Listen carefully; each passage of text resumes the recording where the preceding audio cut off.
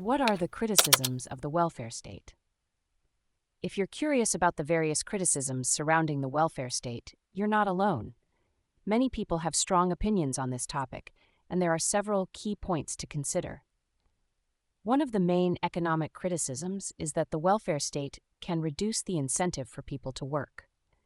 Critics argue that when benefits are too generous, it can discourage people from seeking employment, which in turn can lead to higher unemployment rates and lower productivity. For example, in England and Scotland, a significant percentage of people believe that benefits for the unemployed are too high and discourage them from finding jobs. Another economic concern is the tax burden.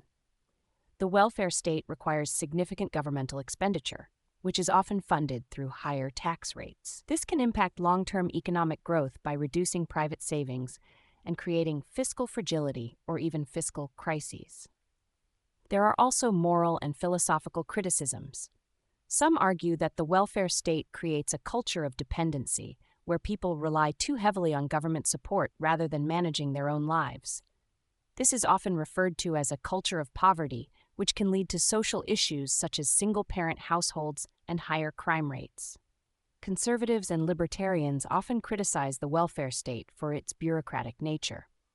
They argue that the extensive bureaucracy required to manage welfare programs gives bureaucrats too much discretionary power, which can lead to arbitrary decisions and inefficiencies.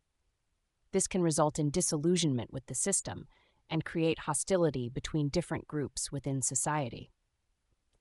Welfare fraud is another significant concern. When the state is too generous with financial aid, it can lead to widespread fraud, where people receive benefits they are not entitled to.